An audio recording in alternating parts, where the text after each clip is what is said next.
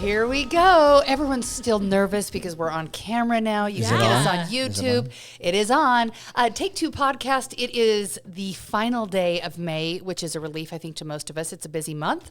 Maura Carabello, who has been out gallivanting around the world, is back. Greg Hughes is in the house. Heidi Hatch with KUTV. Greg didn't know I was out of the country. See, I didn't know either. I thought you were just moving kids home from college stuff. But you went to exotic places. We went to Portugal and we went to Morocco. My fear is that you told me and it just went over my head. I did tell you, yeah, I'm I think sure. And by over your head, you mean you just don't listen? Yeah, and it was quite the elaborate trip, so I don't know how I thought you were just in Denver. So do you give it... I swore you were in Denver on a 5-star trip, was it 1-star, 5-star? What's your review of the countries in case our listeners are looking for someplace new? The countries or the trip? I guess all of the above. I'm going to give it, out of 5, I'm going to give it a 4.57. Ooh, that's pretty good. Jeez, that's and did you that's as close to perfect. And did you like Portugal or Morocco more? Well, or are they just different good? They're totally different, so I liked the combo. Because we did a 180. We were in Morocco and in Marrakesh and all the chaos goodness that is. Yeah. And then we went to like a bougie beach town. So that was a big juxtaposition. And then we stayed in the Lisbon area. They're both great countries. Everywhere is great, though. Being gone is super fun. I love the African continent, all 54 countries. When you come back to America, though, do you have a deeper? Is there something about the United States that you might have taken for granted over time that when you arrive and you touch down, you go, wow, what a great country? So or do you just, as a Democrat, you just go, oh, I hate this country. It's so divisive. And you know this of me. You snarky person. I love America, and you know that. I am actually deeply patriotic, and you know that. I don't even put a cover on my passport. I'm just saying that many people who travel overseas make the observation when they come back to America, a renewed appreciation. I just asked that. Let me give you a story, you read into that more than you Let me give you a story. So we were with our friend Rahim at dinner one night in Marrakesh, and he was casually talking to us. He's a Moroccan, born and raised, and he has a couple of kids, and we were talking about his family and his life.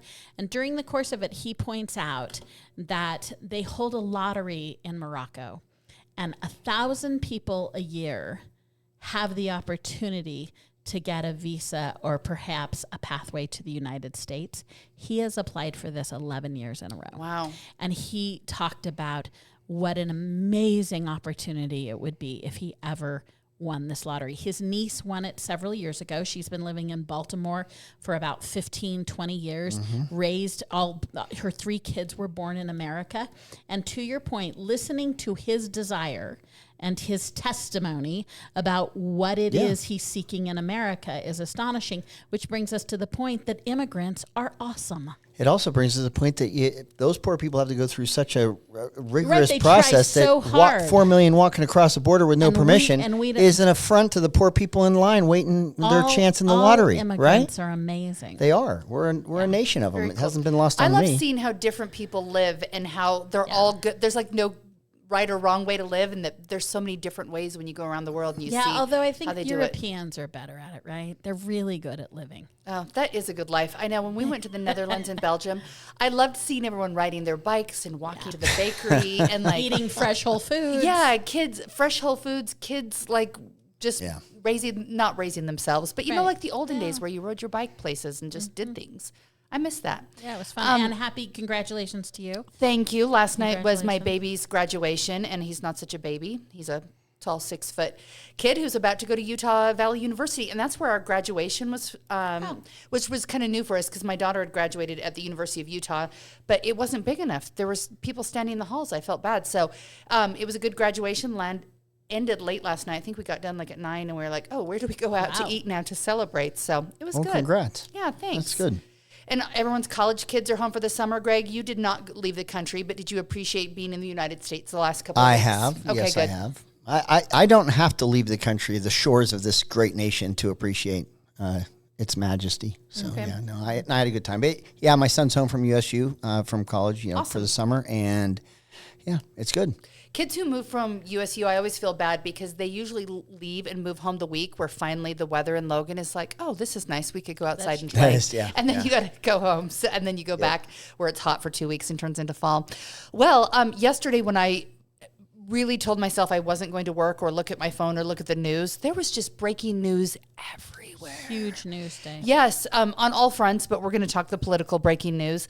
So we're going to start national, even though I don't, because this is what everyone's talking about, and I think will influence the elections as they come up for the primaries. And in November, Trump's trial is over. He was guilty on all 34 counts found for falsifying financial records. I have looked at a little bit of reaction today. I was kind of catching my breath after a vacation yesterday. And I'm not shocked by any of the reaction where I see Republicans mostly and Democrats digging into where they were of like, finally, he's guilty. We knew he was found. And the Republicans largely saying, this was a sham trial. This should never have happened.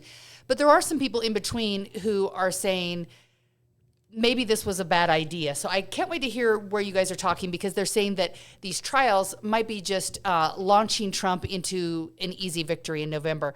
Maura, because you've been gone, I'm going to let you go first. Your thoughts when you saw the guilty verdicts, is that what you expected, or were you surprised by it? So I think here's where I'm going to focus the conversation. It didn't change anybody's mind, right? Everybody, and it just entrenches you more. more. And the two chambers are doing a good job. The two echo chambers are doing an okay job saying, I told you so, I told you so. Trump's making a ton of money off of this. He's made a ton of money off of this the whole time. From a legal perspective, we could go through it. I think it is going to stand up legally, but that's not what we're all talking about. We're talking about the politics. So you think that even when it gets to the appeals, even if it takes 2 years later, you think it'll stand? What's interesting is its impact on the election cycle, though, right? Like if we stay focused on the politic of it, because that's the interesting part of it. So I think there's two things I focused on. One is Trump is at his very best when he outlines, and he so effectively outlines this notion of like me against the world. And this is a unique special attack against me. And let's galvanize together to save the union. And I am the conduit for that. And so he's going to really effectively, I think, try and make that. He already is. He has been the whole time. Despite, for me, that the facts don't align. Like this great Biden conspiracy apparently started in 2018, in which he game played out 12 people in New York in 2024. And so good for Biden that he has that kind of acumen. But so I think that everyone's going to play their role. But who's interesting to me is the 3 to 7% on the margins of the polling. And because the rest of us are stuck. Greg and I are stuck. We're where we are. Yes. It's those truly independent. And I'd be interested to see if Greg disagrees, but who are interesting to me are soft Republicans. There's a lot of interpretations of that. And then two groups who Trump has been surprisingly good with, which are youth and non-white traditional voters, right? Yep. And he has been making some gains. Even though he lost the last election, he made gains in those areas. So the question, when you see the polling, I think it's important, a couple things. One, all the polling to date is theoretical, and theoretical polling is not ideal. What would happen, Greg, if this happened? What would you say? We have very different answers than saying this happened. What do you think about it? So I'm looking now for the next round of polls. It feels different than when you look at things philosophically. But either way, I agree. When I read this morning in Utah Policy Daily that 67% of people, it didn't change their minds. And I'm like, well, yes, because this entire election, and has been for several cycles, is about less than 7% of America who will vote. And so I think for me, the interesting voters are soft Republicans, youth, and again, non-traditional minority white. Vote? Now, here's what about the minority vote? Right, non-white voters. Oh, non-white, okay. So I think what's interesting, and I don't know if they'll be successful, but Biden has done a huge push the last couple of weeks on soft Republicans. And he's doing a big youth push, the campaign, to be clear. And who knows if they're going to find the acumen to pull it off. I don't know that. I don't know that Biden's So what has been his specific push with the youth? Because maybe I've missed that. No, I mean, they're doing this one-on-one grassroots outreach right now. Yeah. And they're staying in swing states. And now that Biden and Trump have pushed Kennedy out of the first debate by holding it in June and not using the debate commission, both campaigns will use the adage of events drive politics. Neither of them want him in the conversation. Right. So they have this June moment where they will have this campaigny moment to build support around, and that's what I've seen the Biden campaign sort of refocus on youth vote. Now, your question about are we going to buy it? I don't know. I don't know that any of us are going to buy it. I'm going to land where you are, but I'm going to go from a different place. Trump is very good at me against the world because it's the world against him. If you can say this is the first time a president's been indicted and found guilty of a felony, I think you're well within your right to say this has never happened before, and these are extreme measures being taken against me. I do think there's an issue about, it's not a conspiracy about in 2018 finding those unique 12 jurors. Find a jurisdiction where 85% voted against you in the jurisdiction of the courthouse or where the trial is going to be held. Understand that a change of venue is a motion you can make. If you feel that there's too much media attention or something to any given trial, you can ask for a venue change. It was not granted. Take some of the things about the underlying case of this is a federal elections law which made those 34 misdemeanors felonies because it was an underlying felony that they were contributing to is what the argument was. Yeah. But the FEC doesn't chase it. 2 Democrat DAs prior to Alvin Bragg's never pursued it because it didn't have merit. I think there's a ton that will be considered an appeal, and I would not say that that's a slam dunk. It's going to carry the day. I think there's a lot to be discussed there. But I do believe that it's, like you say, theoretically, what would you do if you found out? I knew that was going to be it. Well, I felt for sure there was going to be a conviction given the venue it was in. If you had 85%, having been an election, I kind of thought that it wouldn't go that way. I'll get there. So if I, as a public servant, if I had a district I was running in and I had a precinct, because by the way, he actually did better in 20. Trump did than he did against Hillary Clinton in 2016. He won Staten Island. If you look at the 7 boroughs, he actually got stronger votes in the other boroughs. The one he didn't have a shot in was the Manhattan area, and he got only 85% didn't vote for him. But if I was a public servant and I had a precinct where 85% voted against me, and they hated me as much as I know how much how much venom and hatred there is towards Trump, I would argue that's going to be a pretty hard place to find an impartial jury to decide. Can I ask you a question? Though? I didn't interrupt you, so let me get it out, and then you can come back. Let him vent. So, what I would say is, I thought, given that venue, he's going to be convicted, no questions asked. I thought that you heard from some legal analysts from even networks like CNN that said, I don't know that the prosecution met their bar. I don't know that this was as convincing as we thought it would be. I then began to think there might be a hung jury, but there wasn't. He was found guilty on all the charges, so that's kind of back where I thought it would be. I started to think maybe there would be a hung jury, but when we heard there was a decision so quickly, I figured that's what was going to happen. I'm geared up. I think we have to have an incredibly important election and see, to Maura's point, where do the people land? Is it just so much in fatigue that we just can't handle Trump anymore, and so we're just going to go with anyone or anything because we just don't want to do it? Or is it an offense in terms of how this this prosecution has interrupted this campaign and looks like it's interfering with the ability for 2 candidates to campaign? It's a republic if we can keep it. Let's just see. I mean, I'm just very genuinely curious to see what this reaction, it's one thing to say how you felt beforehand. I felt like yesterday was the quiet before the storm because it's all kind of absorbing. Everyone's kind of absorbing the verdicts. But what happens next? I know how I feel. We all tend to get in our own echo chamber, so we're all hearing the same kind of strident, reaction to it.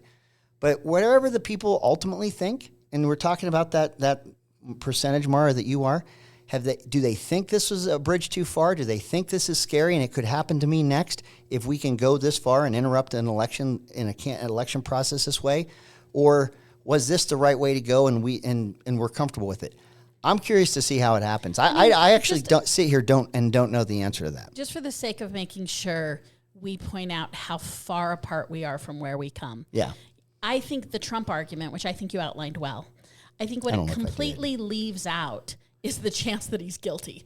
Like this whole sort of, I have to defend the Constitution comes from a space in which you don't think his behavior warranted prosecution. And I hear that and I respect that. But I do want to hear that I do think his behavior is why he's here. I think John Gotti thought he was innocent too. Yeah. I think most people walking out of the courtroom, and particularly incredibly wealthy white males in America who were able to seat one of the largest, most talented teams. This is not a man without resources. This is not a demographic that doesn't get its day in the justice system.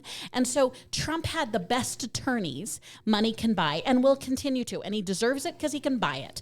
But to sit and say But he that didn't have an impartial his jury. team was Didn't have inept one. enough to not seat 12 people in New York who don't hate him is ludicrous. No, they That tried. is- They asked that for is a you jury. to say, They if we asked for compare a this- venue change. if They were denied. Greg, it doesn't matter. The other component that the Trump team conveniently leaves out is most Americans have not been tracking this trial. So that's a huge indictment on most Americans. But it's not like this is what everyone's doing. And to that, to do a little bit of a non sequitur, there was another really big verdict that came out yesterday, and it was Daybell. Chad Daybell. Yeah. What Do a day you- to bury that No, headline, but huh? do you think Chad Daybell, who there is no way on God's green earth got a fair trial under the Trump terminology in Idaho? Oh no! Because People didn't that wake up in the case- morning hating Chad Daybell. They didn't. I hope they did. Well, what I don't think that you guy can't did was even begin to. No, I'm not. unconscionable. It's not on the nature of the crimes. You just can't say that the I'm universal saying understanding of Chad Daybell is the same as Donald Conveniently, Trump.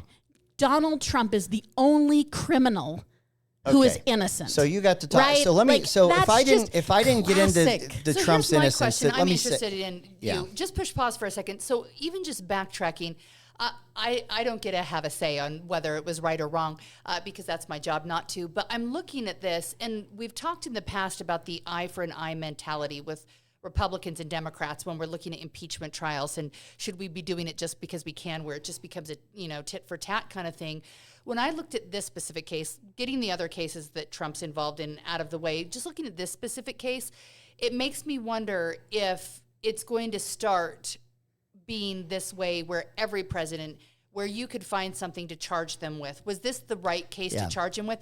Because it seems like when you're looking at falsifying financial records that I'm not saying it's right, you shouldn't falsify records, but I'm just wondering if you could probably eventually go after every president for something like this, created a felony, and then just make it where we live in this country where we'll charge them just to get at them. That's So, my Heidi, question. I don't think that the Republicans could ever pull off what the Democrats have done here now, because I don't think Because the media Republicans are and the not good at narratives. what they do? Well, no, you have. I'll give an example. You have articles of impeachment that the House Republicans sent to the Senate on Secretary of Homeland Security Alejandro Mayorkas. It's the first time that the checks and balances, where the Senate did not take up that hearing, with the exception of maybe 3, where the person they were impeaching was either no longer in office or had passed away, where the Senate just said, no, we're not going to do it. If the roles or parties had been switched and there had been articles of impeachment from the House that came to a Republican-controlled Senate about a Republican cabinet member, and they said, nah, we're not going to do it, there would be no one in this country, the media, the people would accept that answer. It would be wrong, because it is wrong. So I don't think the rules are the same, that the Republicans can come in here and they can trump up charges and get away with it. Maura, you compared Trump to John Gotti. Let me tell you who you can really compare him to, which is much more accurate. John Edwards. He was a Democrat candidate for president. He had his donors when his documentary and the person that was filming his campaign, he had an affair with, and she was pregnant. The donors put her up in a condo, took care of all of her health care, all of her pregnancy, everything. She signed a non-disclosure agreement. The FEC, not Alvin Braggs from the Manhattan DA, said that was an undisclosed campaign contribution for your campaign, and they charged him. It went to court. It went to the Supreme Court, and it was determined that was not a campaign violation.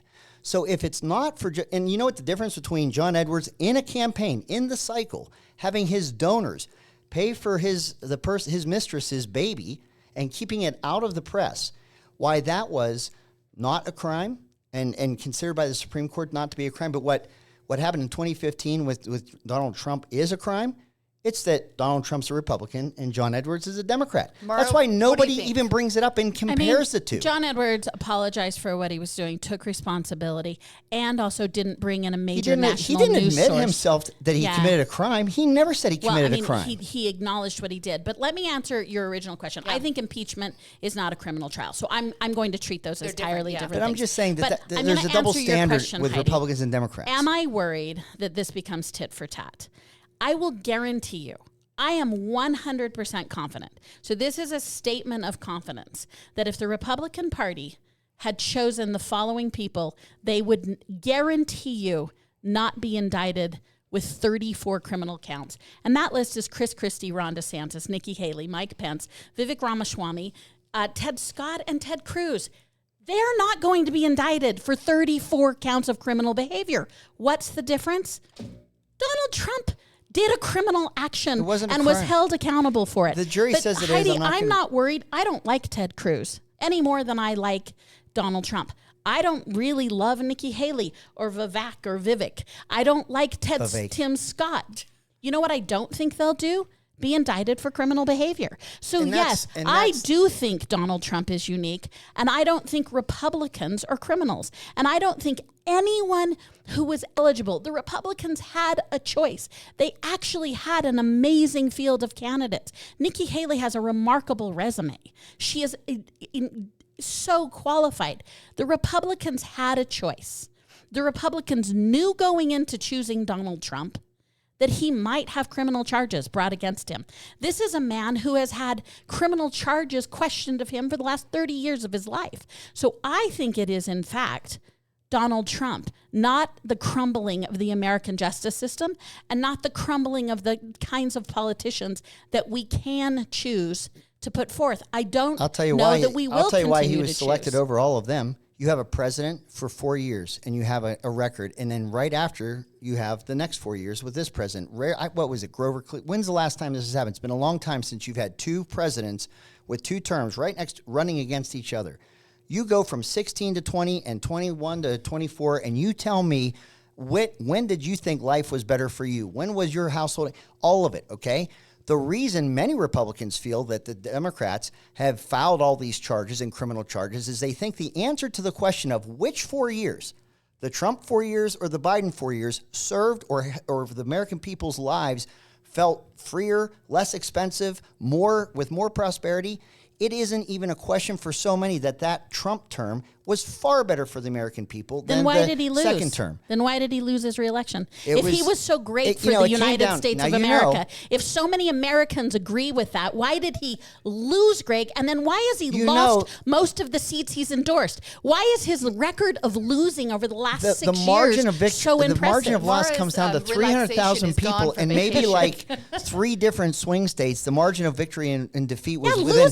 Losing, friend. You know that. But whether Maura, you lose by 10 or 1,000, it's a big old L. The number of votes of the people that voted for Trump in 20 more was people so voted much more. for Trump, and it's the biggest number ever, except for the magic mail-in ballot margin in Fulton County and he is a loser. In all the big cities. He loses.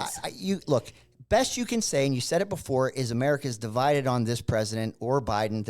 It's a small margin we're talking about. True. So when you say, you had all these great candidates, you're demonizing half this country and its voters that they weren't smart enough to know what you know. I'm actually answering Heidi's question, in which I don't think every single Republican nominee for president is a crook. The people aren't basing it on these Democrat charges that they've run against Trump. They're looking at their 4 years of a president over here and 4 years of Biden over there. I am hopeful it's that we can actually have Republicans who don't commit crimes. I think you hope you have a weaker candidate who doesn't have 4 years of a better track record than Biden. That's what you're hoping for. I'm not worried about his prowess. He's lost most of his races. Okay, well, speaking of Trump and losses and wins, this takes us to our primary election, which is creeping up on us so closely. So close. And when you look at the past elections, Trump has largely been blamed, and probably rightly so, because in the congressional races where races have been lost and he was kind of the party's leader. If you're going to be the leader, you got to take the wins and you got to take the losses too. The question is, now as we see our candidates align themselves either with Trump or maybe just not saying whether they're aligning or not, or maybe even being anti-MAGA, will that help or hurt them as they're heading into the primaries in the November election, which will be interesting to see as they align themselves, because we have some of our candidates doing that. I know that in one of our congressional races, one of our friends from the podcast, Mr. Dougal, Frugal Dougal, who's running, he's had ads come out that say specifically, let's talk about the issues, and then it says MAGA, and he has a line through it. Then we have, let's say, Trent Staggs, who's running for mayor, and he is a mayor. He's running for Senate, and he's been endorsed by President Trump. Do these endorsements or saying, I'm not MAGA, where do we land on that? Is it a good thing or a bad thing to align with Trump right now? I'll jump in, and you can rebuke me and correct me after I'm done. Okay. No, so I don't think that Trump has ever had long coattails on any of these elections, whether it was the midterm of when he was in office or any other time. I think it's bad timing for John Dougal to be talking about not being MAGA, because I think that I get out the vote and some of the emotions that come from something like this may, in a Republican primary, really, you may see a stronger reaction to that against that kind of message right now after these convictions that came out of New York City. So I don't know that that's the smartest play. But whatever these candidates say, whatever their issues are, I am just going to tell you that it's who has the money for the media buys. And I'm talking TV, radio, digital, direct mail. Whoever's dominating in those spaces I just mentioned is going to win. And that's it. That's what once you get to a certain saturation point, it doesn't matter like that, like for president and others. But we don't have all the candidates at a saturation level. You have different levels of contributions or dollars being spent in this campaign. And I believe once you get outside of a convention cycle, those dollars spent are the deciding factor in these races. It'll be interesting to see. I'm sorry to interrupt. Everyone has a billboard. Like when you're driving down I-15, and there's so many names in all the races that it's like drinking from a fire hose if you don't know the candidates and you're trying to figure it out. So I'll be interested to see what sticks. Well, I had this. I very seldom bring papers in, and Greg was looking, and I'm like, my vacation brain, I had to write down all the people because there's still so many. Greg and I totally agree on the analytics of this race, and I think it's because can we get an asterisk here in the show? There's a moment we've just come together because we've both seen some of the data, and Trump is the most interesting endorsement guy because what the polling shows you is that if you go guns blazing in an anti-Trump mode, they'll punish you. But he doesn't have coattails. Like it's this weird. Like if you try and center your campaign as a Republican, it's true for Democrats, but speaking within the Republican primary, if you sort of go directly at Trump. So what I think those people who are talking about Trump right now are making the mistake of, stop talking about Trump. Yeah. It's not helping you. Whether you're for him or against him, it doesn't seem to be a smart move. Make it all about you. Make it all about you, which is about ID. So what we do know is that a June primary, I think the ballots come out next week, and which means, we're less than 10 days away from polling. From election going to the elections. Yeah. And it's going to be a low turnout, high information, and it will be about those who have repeated. So the interesting race is the one you said is Congressional 3, which has 5 people. It's so many people. Well, I have Byrd, Dougal, Kennedy, Lawrence, and Pay. Oh, that's right. Pay's. I've been saying 4, but Stewart Pay's in that and race. The interesting thing is, let's say they split the vote. You could have somebody the winner is at 31%. Yeah. So it'll be interesting watching that with so many candidates in there. And I think, I'm not in that district, so I'm not seeing the mailers or what's coming out. But for anyone who's trying to educate themselves, that's a tough one because there are so many candidates. And I'm always in favor of having more just because I like choices. But if you're the one trying to make the choice and narrow it down, it's not going to be easy to do. Can I plug another station? Yeah. So if you go onto KUER, they have actually a nice pull-down menu. And they did a set of what I see as very basic questions, right? They're very vanilla. And if you didn't respond to their questionnaire, they went and pulled your answer either off your website or an interview they did with Heidi. Like they only verbatim answers. They didn't. And so I like when they don't say it is a complex question to whether to answer the questionnaire. So I'm not immediately just indicting you for not answering. But KUER has a Q&A for every one of the races. I like that. And I Okay. like that. Yeah. I thought that was good. And that is helpful because I think you've got to go somewhere to find your answers, and not everyone has time to show up and go to some of these meetings. And I know candidates have been doing a great job. I even saw out on Memorial Day, Senator Lee was out there, helping candidates. So, but when we look at May, I'm just like, whew, May's over with. And I think I'm not the only parent out there or just people. It's just like there's so much going on that even if you want to be involved and go to one of those meetings at a park or in a backyard, you can't because your kids have a band concert and then they've got a choir concert and then, it's just a really busy time for people. So it's going to be interesting watching to see who's going to win the Senate race. I think it's John Curtis's to lose. I think he's got two things going for him. One, he's got a great base of support out of Utah County, which is the second largest county in the state. They refuse to believe he's not conservative. He's a very good communicator. Are you saying he's not conservative? I think, because I think he tiptoes over into Salt Lake County and whispers, "I'm moderate. I'm more moderate than the rest of them." So I think that he has a great message for those voters that might not be conservative, but he has a strong conservative base, and that'll get you in a race of 4 people, maybe 35% or 38%, whatever that number is. That's the in a plurality race will get you the win. I think the second one, really, as I'm looking, the endorsements that Trent Staggs has received have not really come with contributions behind them, so I don't see his buys as strong. Even Walton, who was signaling that he was ready to drop a lot of money, and is dropping good money, is not keeping pace like I thought he would. Brad Wilson, the former speaker, is his media spend buys feels like it's on the rise. Yes, he is very aggressive. So I do believe, and I think I lived through this at one point when I ran for governor and there were 4 people in the race. People throughout the campaign season might support you, but if you think it's coming down to a 2-person race, and I think Curtis is the front runner right now, but I think Brad is the one that's looked at as the one that isn't Curtis because of those spends. You might not want to waste a vote. At least this is what people tell me. I love Hughes, but I was afraid that Huntsman would win, so I voted for Cox. I didn't want Cox to win, so I voted for Huntsman. And so they didn't want there's going to be this emotion and this moment in the ballot in June where even if you liked Walton or Staggs, but you don't think they are on the top tier and one of the two that's going, that if it's a close race, you're going to go for the people that aren't supporting Curtis. I think that those votes flow to Brad. Yeah, but then Curtis has that strong base. And I felt like Brad has been in a little of malaise, but I've been interested to see. And it is all about mojo at the time, and you want to time it. So the undecideds are the only conversation you care about when June starts, right? Mm-hmm. Yeah. Everyone else, you got to feel like you lined up your base, whatever you thought your base was. And Wilson's campaign does seem to be coming up, although he did an interesting harder right than I would have told him to do, because Greg and I disagree where the ceiling is on hard right language. Yeah. And so I think his ceiling is too low, and I would have kept him more as a business moderate, which I actually think is more authentic to him.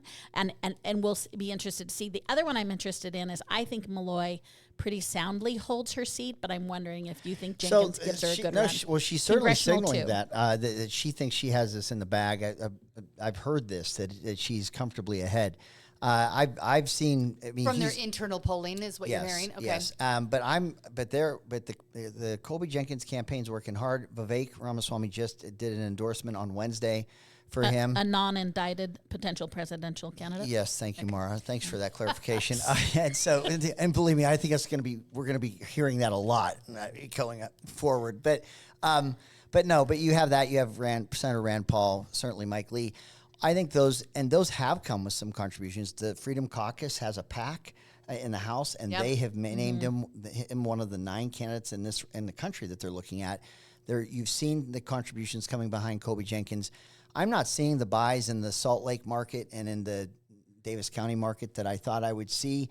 But they're being smart. Digital means that they're really targeting by zip codes and by homes if you're doing it through the streaming services. So maybe I'm not seeing it for that reason, but I would not count him out. I think he's on the rise. I think his numbers are growing, and momentum's a big deal in races like this. Can I give a story pitch while we're on the air? Oh, sure. So one of the things that I'm interested about the congressional race, and I'm highly, highly concerned about, is that particularly our 3 semi-northern candidates, or however many, the 20 billion, I am concerned about the lack of focus on the defense budget and the defense industry by our congressional districts. So one of the things that's always been interesting from my point of view about the defense industry in Utah is it's incredibly important, and it's particularly important in northern Utah, not only from all levels of jobs, but highly skilled jobs to really just solid middle class jobs.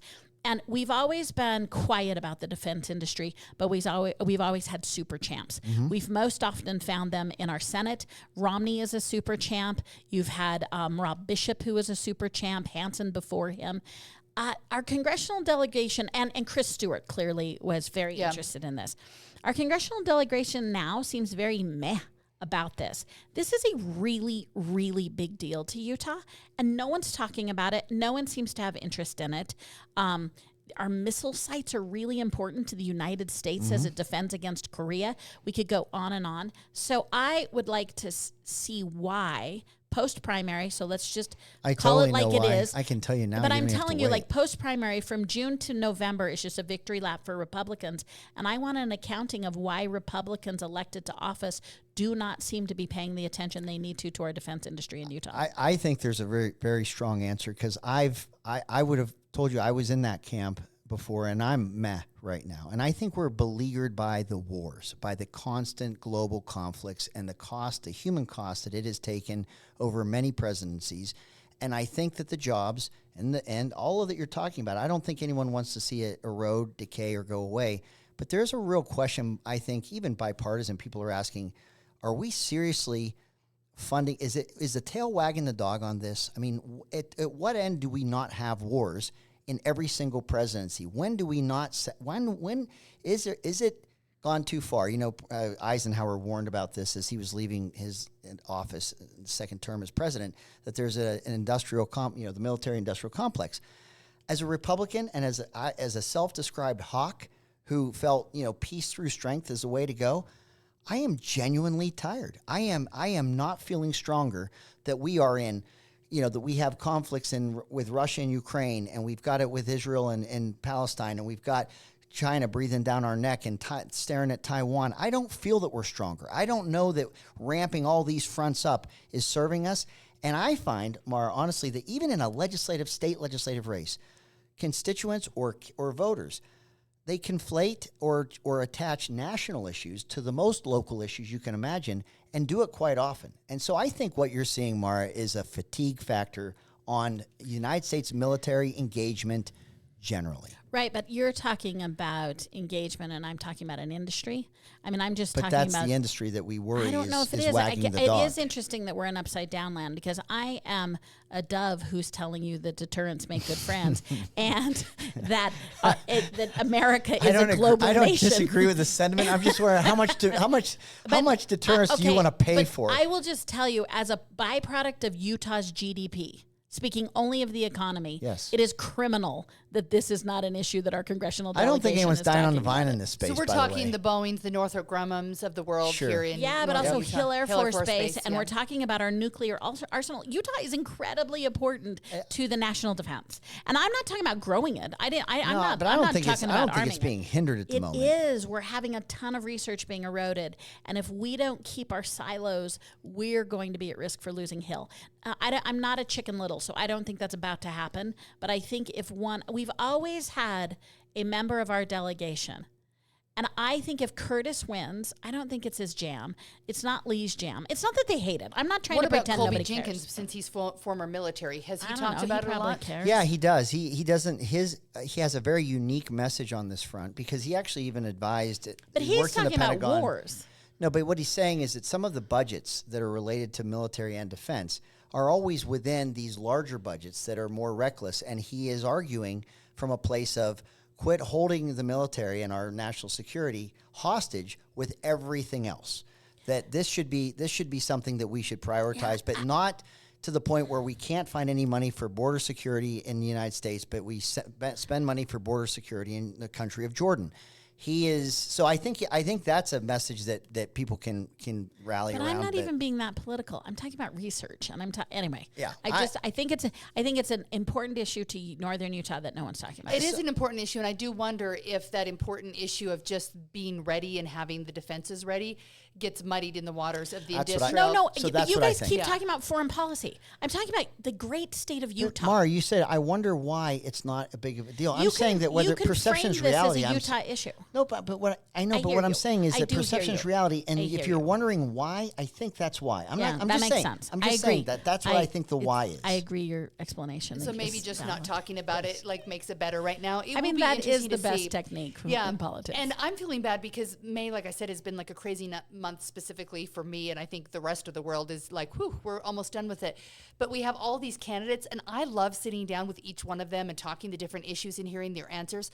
But because we've had so many candidates this time, I was trying to figure out which ones to talk to, and you have to be fair and talk to all of them. So I've talked to none, and I'm feeling disappointed that I haven't. I'm still trying to figure out if maybe there's one day at the first week of June where I could get them all in here and, give them 5 minutes. But then I'm like, 5 minutes isn't enough because there really is It's hard to solve the the world's problems, in debates or in forums like this where you just have a few minutes to flesh out I know. an I issue. feel like I want to sit down for a couple hours and get the real answers instead of talking points. So stay tuned on whether we can make that happen. The other thing happening in Utah this week, which is Utah-centric, is we saw the Utah Teachers Union, UEA, sue over the state's $82 million school voucher program, which was passed in not this last legislative session, but the session before, I believe. We have a lot of families that are applying for this. And there's definitely an entrenchment of whether it's a good idea or not. Maura went the private school route with her daughter.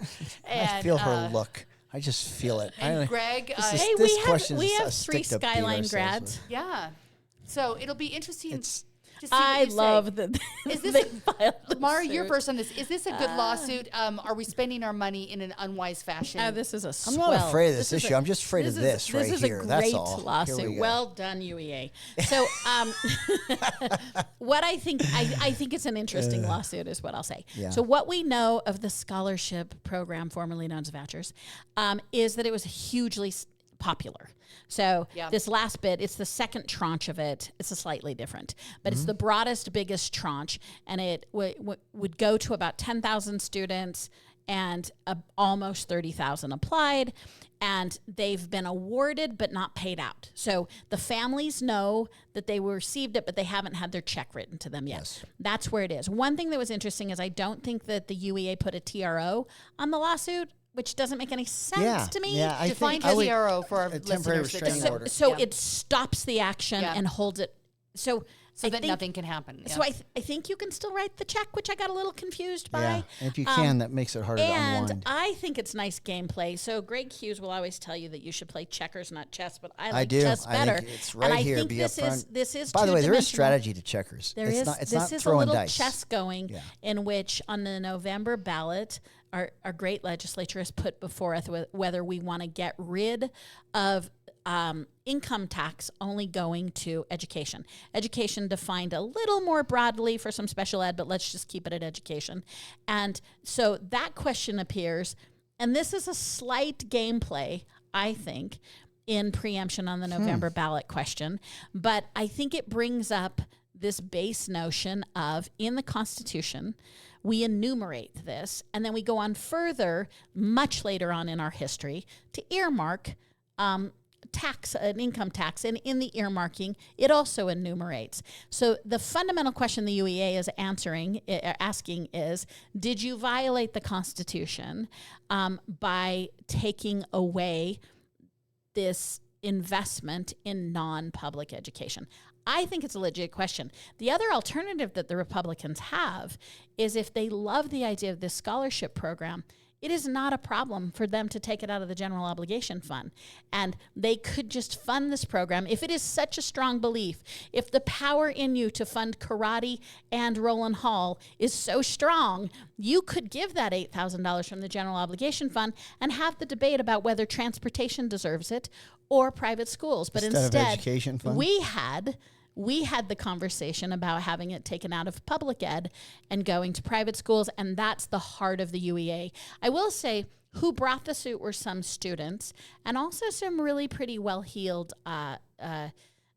attorneys, education attorneys. So I think it's an interesting I move. think it's gonna. I don't think it's going to be reversed in court. I think that guaranteeing students in Utah an education, choice through, and I think there's an important distinction between a government direct payment to an institution and a scholarship. I think they are different processes, which does separate the state from a private school. I think it's a bizarre conversation, though, the division of church and state in Utah, particularly in our public education system, when we have seminary buildings across every street in these high schools, and there seems to be, which actually benefits financially our schools when you take a certain population of your kids in high schools. But the heart of it isn't church and schools; it's private and public. Yeah, so I think it'll hold up. So technically speaking, on the bill, I think the attorneys were very. This isn't their first rodeo. This isn't an issue that's new to anybody. They know what these legal challenges have looked like in the past. So I think it's going to hold up. I will say this, though, mentioning those seminary buildings and what may have been an unintended consequence from having your parochial education combined with your public education uniquely in the state of Utah. If you look at, and this is older data when I was still a lawmaker, but when you looked at private schools or how many kids in a state, K through 12, that went to your public schools and how many went to private schools, it was the national average, not including Utah, is like 88 to 90% go to the K through 12 public schools. That means 10 to 12% of the students are going to Rowland Hall. They're going to different schools, and many of those have been parochial schools or they're homeschooling. But they're still paying their income tax. They're still paying taxes into the public education system. I have argued, and I will continue to argue, that where Utah has been like 97% of school-age children going into our public schools has never served the budgets or the ability to educate the kids K through 12 in public schools, meaning it is a good thing to have everyone paying all of their income tax, all their money into public education, but only having to educate 88 to 90% of those school-age children and having those others be able to pursue different education. I believe that bolsters and helps our public education system. Now, when you get to the voucher's smaller than what you call the WPU, the amount that you fund. It's roughly per student. There's a formula there, but that's the basics of it. If it's less and you're not funding them in the traditional way, so everybody's still paying the same amount into the pot, but you have less of those students going in to be taught, I think that's an advantage to the school system itself, not just to the parents and the kids that have those options. Wouldn't the better advantage be to hold harmless the public education fund and fund this scholarship program under general obligation? I'm glad you brought that up because I wanted to bring this point. I think you can fund it in the education fund, and I don't think there's been any harm to public ed, and I worry if the politics of this lawsuit interrupts what's been record increases in public education funding. You mean if the Republican punishes? So, I'm saying in the 6 years since I've left, daring to disagree, you've seen teacher salaries go up considerably. You've seen a lot. You've seen record increases in funding. But I think a lot of that has come from the trust, from sitting across the table, working on issues. But once you go to the courts and once you become more combative, human nature says those conversations get a little icier. And I don't know why that would be the case. I feel like education's done pretty well. Have public school salaries gone up commensurate with high-level bureaucrat staff levels? I don't know about the bureaucrats. I will say teachers are still not pacing it at a professional level. If I've looked at, this is anecdotal, but there's more public records on how teachers are compensated. So you can look at public employees of all kinds, and you can kind of track over time how much they've been paid. And I've looked at the salaries of educators, and I've seen those numbers go up incredibly. I mean, incredibly. Not that they started out great, but when you see how much those increases have happened over the last 6 years, I think it would surprise people. At least, and I haven't seen every single educators. I've looked at this like I've looked at bureaucrats, and I'm telling you, some of these bureaucrat increases, I can't. Because you and I agree on this. I cannot stomach some public servant payment right now. Correct. I agree with you. A travesty. So the teachers aren't in that ridiculous pace, but I do think there's been a very healthy trajectory there, a good trajectory.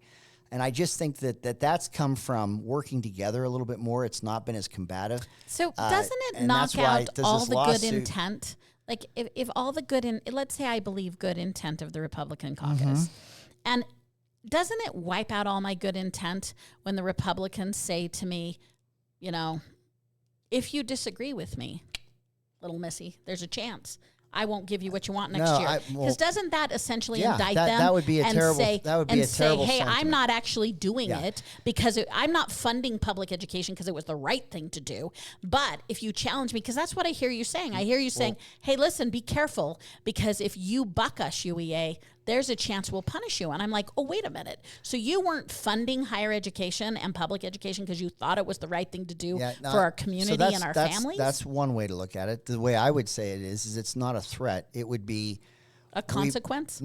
We were working together. We seemed to be on the same page. This bill passed 2 years ago. You weren't saying we're going to litigate right away. We've not seen this. We've continued to work together. Maybe you're not being upfront with us. Maybe that trust level isn't going to be where it is. I'm saying there is no threat. There's no premeditated anything, but is the trust level as high if the conversations you've had don't really comport any longer? If what you said you support or you didn't oppose, you now oppose, but does that make that relationship? Is that relationship? They just didn't oppose it. They didn't support it. UEA being. Well, I think some may find that to be wordsmithing and maybe misleading. And I'm just saying that if the trust levels aren't high, Republicans to say if you don't do what I want, I'm going to punish you. But see, you're just being problematic right now because you know darn well that the best solutions in public policy come when people are compromises. Yeah, but when they're being real, when the bluff stops and you start getting real and you're talking about common ground. But listen, Smarty Bodarty, when there's 10 pegs in the puzzle and you hold 8 of them and I hold 2, and you're like, oh, you know what, little missy, you need to compromise. My position on holding 2 and your 8. Public education does not hold 2 of the 10 pegs. You're killing me. You're talking all the kids, the students, the educators, the UEA, the PTA. They are a big player in the legislative process. Taking away the politics, I'd be interested if they left the program alone. I don't have a dog in the fight. I have both my kids graduated from public schools now.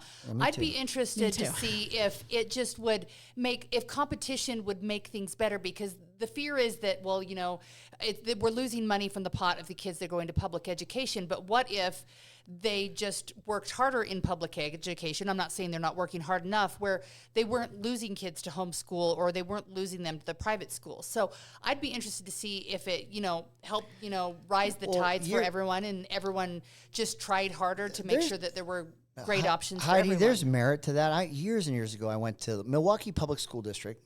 Was an area that I went there when I was a lawmaker, and this is way long. I was the chair of the education committee at the time.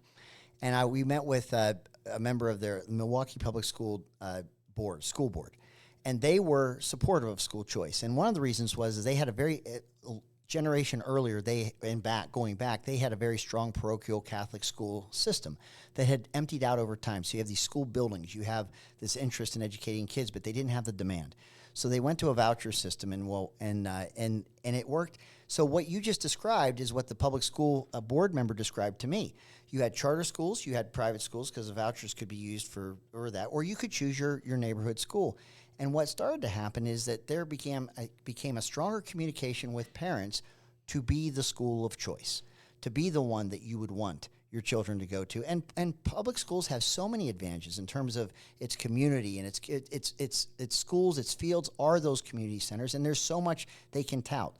But it did change the paradigm where you weren't sentenced to, or your fate didn't send you to, but there was this attitude of being proactive and wanting to earn families being their school of choice. And so I've always remembered that. And so to your question of that, I've seen that to some degree, at least. They even send mailers to parents. So for me, the differentiator in Utah is what you started out with, which is we have about a 96% take rate on public. Yeah. That only exists in ecosystems that are very unlike Utah, where 15 to 20%, if not 30, had another private option. And we've just never had that, largely, frankly, because most private schools started 150 years ago around a religion.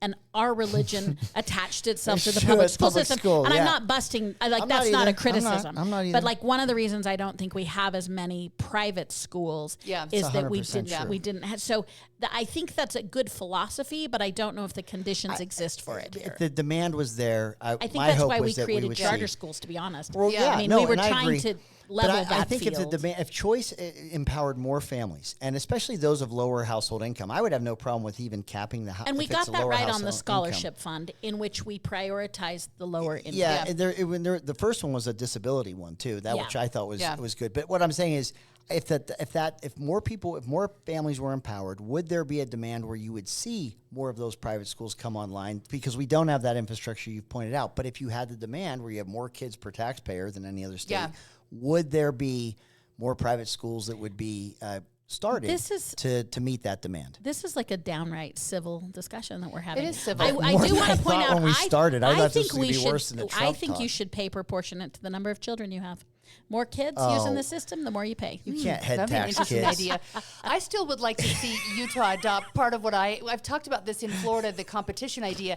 You had a neighborhood school that you were zoned for, like you are in most places, and you could automatically go there if you wanted. But even in the elementary, junior high, and high school, there were schools that focused on arts, or there was schools that focused on science. Every school had a letter grade, and you could see that letter grade year by year, and it helped you make decisions where you applied to. We lived there for almost 6 years. We never went to our neighborhood school because we chose a school that had programs we liked better, that had an A grade and was always good. And I think that it helped parents, have that choice. It was still, you sort of got that private school feel. The bus took you to wherever it was, so it probably wasn't, the cheapest, easiest way to get kids to school, because you could live in any socioeconomic area and go to whatever school you wanted. But I like that you had choice, and that you weren't the only one who chose to go away. Most of the kids were bussed in from somewhere else. And then you had, there was accountability in schools where they wanted to keep it in A, so that kids wanted to go there, and they would be the first choice if it was your neighborhood school. So I just think that maybe competition helps all things. I don't know if this scholarship is the right way to do it or not, but I'll be interested to see how it plays out. And I'm glad that you guys decided to be friends at the end of this podcast, because I was like, man, we maintain a friendship throughout this. We just are both passionate people about the issues that I'm right on and she's wrong on. It's so we're hard just passionate to listen about to it. someone being so wrong sitting right next to Tell them. me about it. Well, I know. I'm glad I all live the it passion every is back Friday. in the room. I miss it when you guys aren't here. So thanks for being a part of the conversation. If you're joining us and you're finding us for the first time on YouTube, welcome. Thanks for being here. Leave us a review on the podcast. We're going to start reading some of them to see what you think. You can tell us if you love us, hate us.